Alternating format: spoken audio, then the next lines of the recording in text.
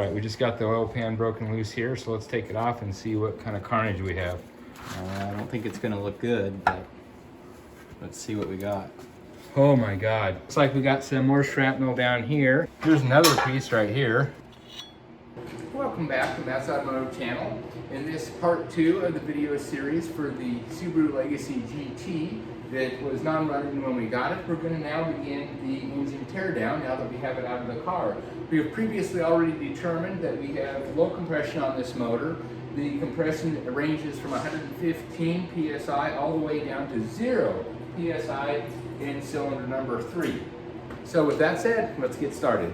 Before I start on this teardown, what I would like to do is a leak down on this, especially in cylinder number 3 where we know we have no compression. I would kind of like to know where the air is coming out, whether it's a burnt exhaust valve or piston rings or whatever the case may be, a blown head gasket. I like to kind of know where I'm going as I tear the motor down. As you may already know, leak downs are performed on the cylinder with the piston at top dead center on the compression stroke. Well, since cylinder number 3 has no compression, it'd be a little difficult to determine where the compression stroke is. I mean, top dead center is fine, but we wouldn't know if it was on the exhaust stroke or the compression stroke.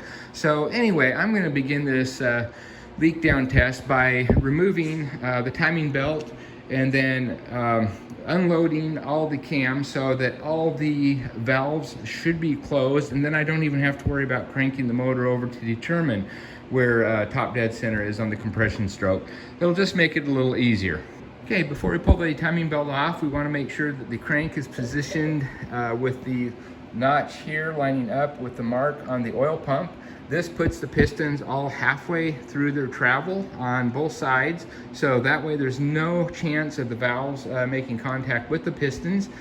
Still, you can have contact valve to valve, but in this position, the right side of the motor here is unloaded, and these are loaded. The exhaust is barely loaded, and this intake one is the most loaded. So once we get the belt off, we'll unload the exhaust and then this, and we won't have to worry about any contact between the valves. Now we can go ahead and pull off this pulley here, and then we can just slide the belt off.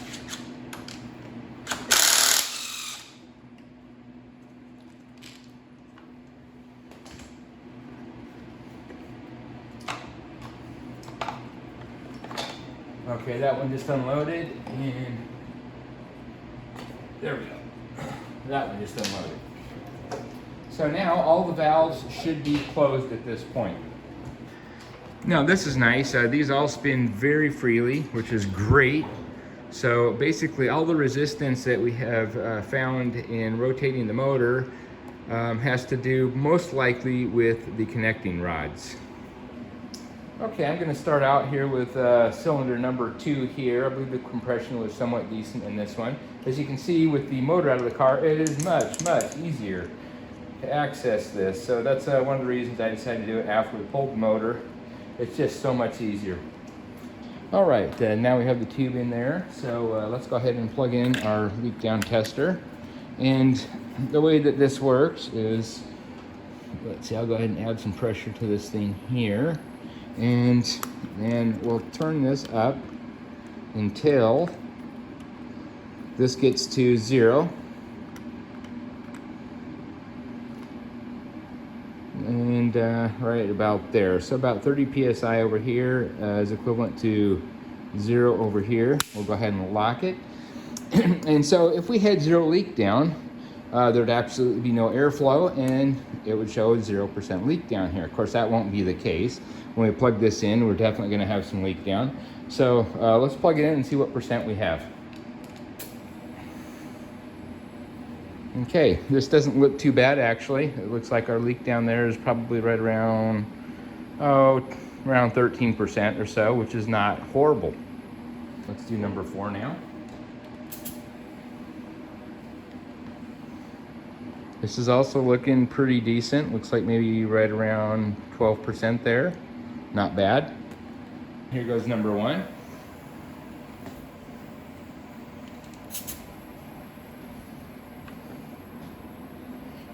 And looks a little worse there. Looks like we're right around 25% leak down there. All right, here we go. Here's the one that we know is bad. And definitely, that's pretty horrible. Looks like we're at about 75% leak down there. So let's try to figure out where that air is coming out. Okay, I do feel a little bit coming out from the intake here. It's definitely something there. Let's see, exhaust. Don't really feel anything there. Let's see if we can detect anything coming out of the crankcase where the oil tube goes, where the dipstick goes. Definitely, I feel a lot of air coming out of here. So we may have ringland failure. All right, I was telling you I can feel air in certain spots, but it's kind of hard to show you, so I went ahead and hooked up the smoke maker and started pumping into cylinder number 3 there. As you can see, we got smoke coming out of the intake where I could feel it, and you can see that it's coming out of the dipstick tube pretty good, which means most of this air is getting into the crankcase and coming out there. And again, I don't see anything come out of the exhaust, which is really what I was not expecting. Usually when valves get burnt or broken, usually it's an exhaust valve. So real interesting. Definitely got something going on in there with the intake. And really coming out here through the dipstick. All right, just for kicks, I went ahead and compared the compression test versus leak down, and it kind of coincides here. You can see that on 4, we had the lowest leak down and the highest compression, and of course the greatest leak down on 3 with the lowest compression. Alrighty, now that we got the motor pulled out, first thing we need to do is get this intake manifold off. Then we'll get a much better look at what's going on here. We did notice that behind the intake manifold here, there is a pretty significant leak way down in here. Not really sure what's going on in there, but once we get this off, we'll be able to see that a little bit better. Okay. All right, I think I finally got every connection off this upper intake manifold. Let's see if we can pull it off now. There we go. Look at all that. Quite a bit there. Okay, we'll set that aside and that'll give us a much better look under here. And there's a missing bolt there from someone who previously worked on the motor. And also, maybe that's coolant coming from the coolant crossover tube. Look at all this debris. I mean, my gosh. I'm gonna have to take a vacuum to this. This is awful. There's a knock sensor right there. Yeah, this is very filthy, very dirty. Nastiness out of here.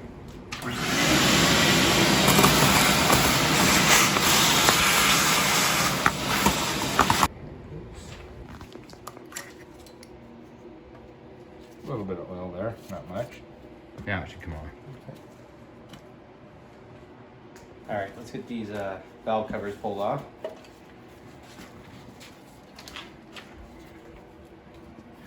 A lot of carbon buildup in there, but these cams actually look pretty clean.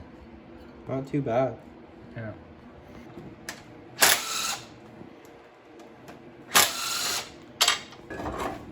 There goes the turbo. And yes, when you flip these motors over, they leak forever. Try to catch whatever you can, I guess. It's always a mess.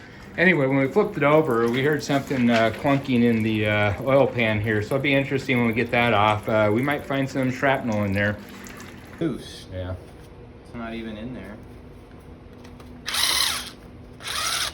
There we go, the dust shield is off. And to get the headers off, we have to remove these heat shields to access the bolts to the header. Okay, should lift off. There we go, and that gives us access to all the bolts that we need to get to. This header, you're gonna get the 3 nuts off on each side. And I already did that, so this should just lift off now. And it's heavy. Now I can look at the exhaust ports on the head, and wow, that is absolutely filthy. Let's see what we can dig out of here. A lot of carbon material. And let's see the other side, much cleaner. much cleaner. And of course, this is the side that has cylinder number 3, which had 0 compression. So definitely something going on there. Okay, so now we're going to go ahead and pull the oil pan, and I think this is going to be quite revealing. I think we're going to find some debris in the bottom of this, just simply because we could hear things clunking around in there when we turn the motor over. All right, we just got the oil pan broken loose here, so let's take it off and see what kind of carnage we have. I don't think it's going to look good, but let's see what we got. Oh my God. Look at this. That's ripped apart right there. Here's a piece for you.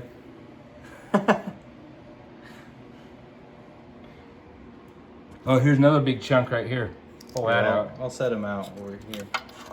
Oh, no, it's fine. Yeah, that looks like a connecting rod there. No, it's fine. That's the end cap for the connecting rod.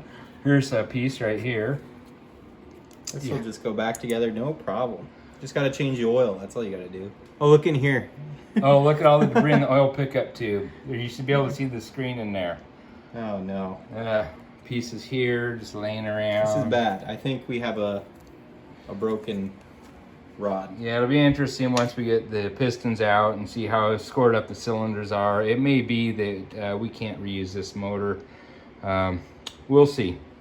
Looks like we got some more shrapnel down here. So anyway, we're gonna take the oil pickup tube off and the windage tray, and we'll see what other debris we can find down there.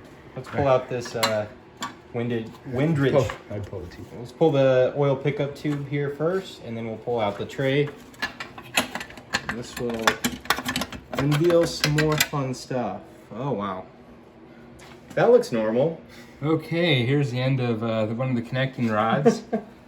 Here's another piece right here. I'll take that out.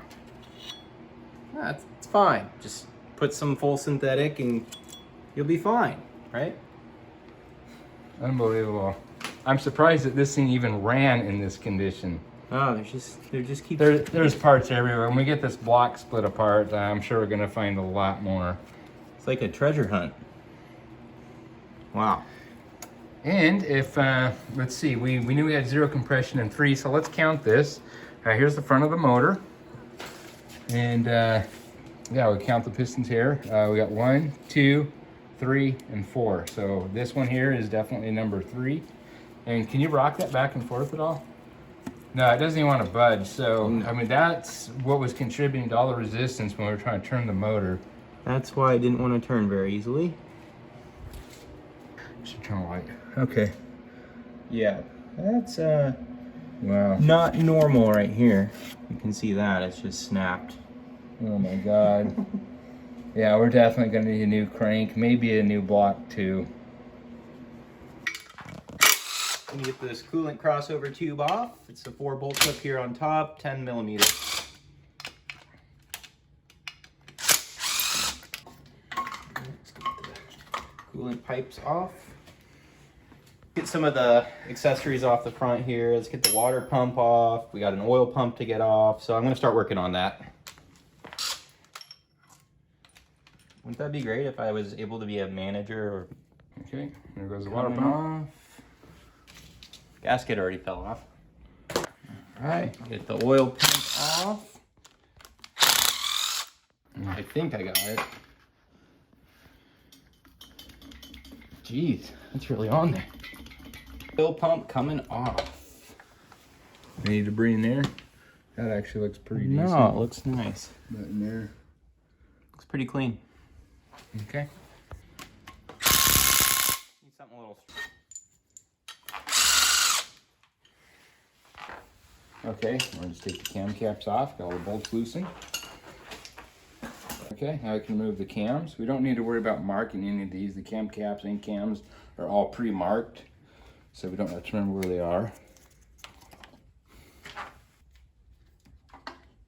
Okay. Okay, one thing we do have to be careful about when we disassemble a motor are these cam caps. They're all different sizes, and on the back side of them they have the thickness stamped in them in mm. So before removing these, you definitely want to make sure that you mark them.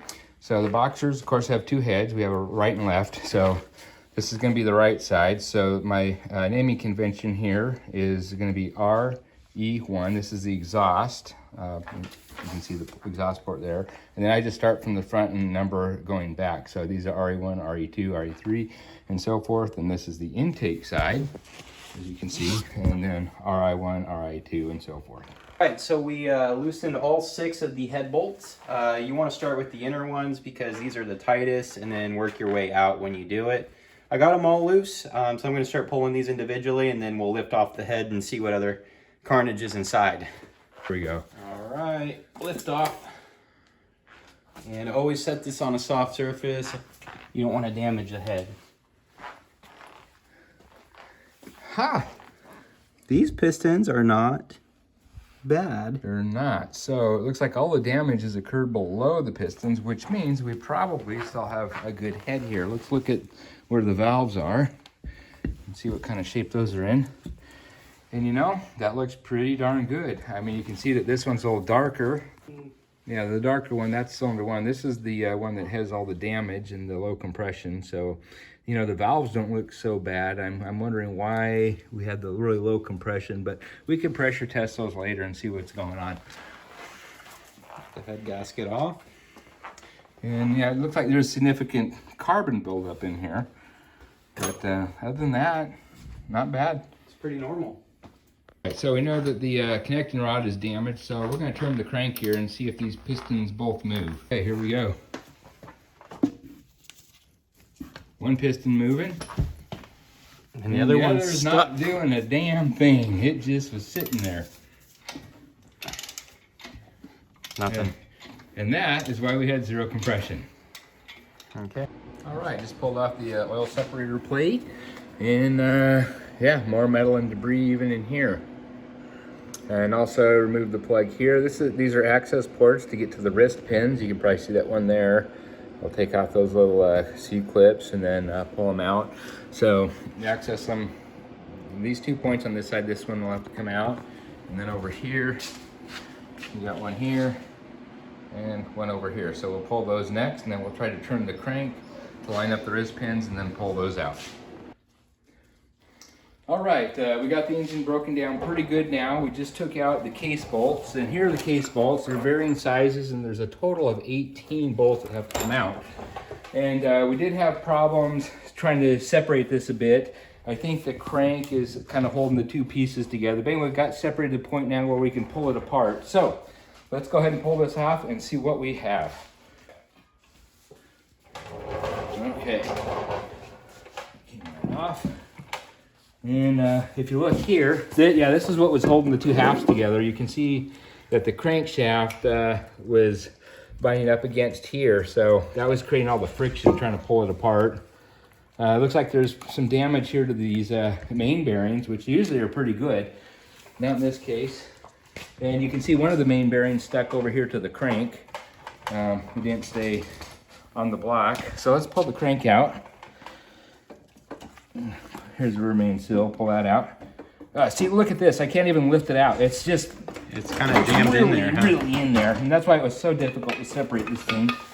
And that's why it was hard to spin. So, yeah, here's number 3. 1, 2, 3. And you can see that, yeah, there's a pretty good nick there. Let's see if I rotate this around. We can see all sides of it.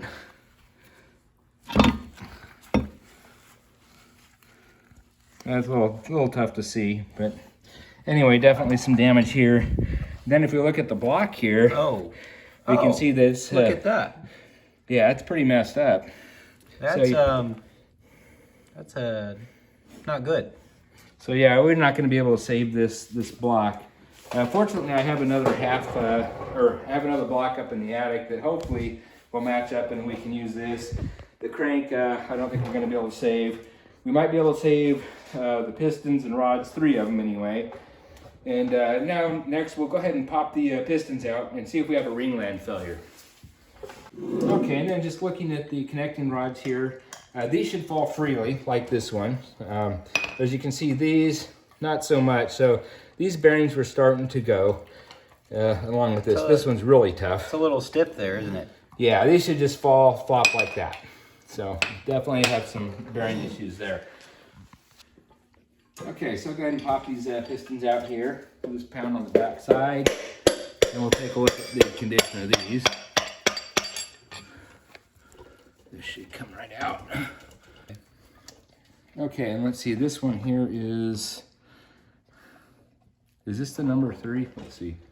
So this is the left side of the block here. So here is cylinder 2 and 4. So we just popped out 4, and looks reasonable. I mean, the piston rings still move freely in there. No damage to the skirts on the side. There's definitely some wear there. There's normally a coating here that's black, and that's obviously worn off there. But no cracks, it looks like. Yeah, you can see a little bit of scoring here on the side, so some wear there. So let's go ahead and pop out number 2 now.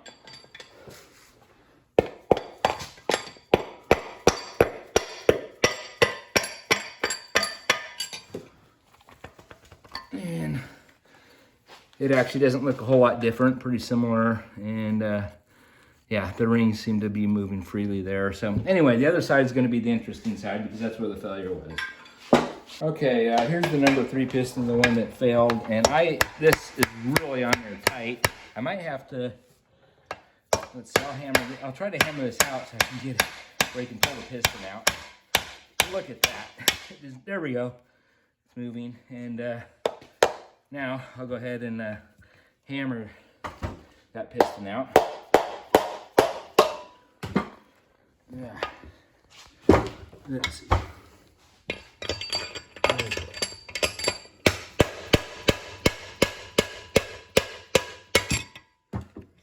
Okay. And there we go. We have part of the skirt here broken off. That's what I was looking for. And if you look at these rings, they're not floating anymore. Those are jammed in there. Looks like we have some damage right up here. And yeah, this thing is obviously toast. It's seen better days. Looks like the connecting rod here traveled too far and then busted that off. That looks like the failure was probably down here first. So this piston a little bit closer here. We see a crack going across here, and it kind of goes down along the side here. And I think the only thing holding this together really is maybe these rings. So we'll try to get the rings out here, and I'll bet this just falls off. So, all right. And then we just popped out piston number 1, and it looks basically like the other 3 good ones. Again, these rings move freely, so. No issues there. No, but yeah, this one, yeah, this is gonna be interesting. Oh, look at this. The ring is already broken there. It's already fallen off. All right, so here's where we are now. I went ahead and pulled the spare block out of the attic, which is right here. I believe it's from an older car, but I believe the block's the same. And so we did leave some bolts and various things in this block that we'll need to transfer over. I just set this thing outside last night and it rained, and you can see the cylinder walls are already rusting. We got a crank that needs to be replaced. Here's number 3 piston, totally shot. We'll have to replace that. We'll probably replace all the pistons and connecting rods. I'm not going to try to reuse any of that stuff. You never know if you might need something from this block, or if there's some kind of difference, you can have this for reference. We're obviously going to have to take some measurements, make sure that this block is good. I'm not sure. When I pulled it out of the motor, I didn't really check any of these components. I'm assuming it's good because this motor didn't have any kind of internal failure. So anyway, that's where we are now. I'm obviously going to have to order some parts, and while I wait for those parts to come in, I think I'll turn my attention back to my other project car that I did the engine rebuild on. But we ended up having a turbo failure here, so I ended up ordering a new cartridge here, and that should be in today. So I'm going to finish that up, and I'll probably post that video within the next week or so. So since we have to wait for some parts to come in, I think I'll just call it quits for this video, and we'll continue on part 3 next time. So anyway, have a great day, and I'll see you then. Bye-bye.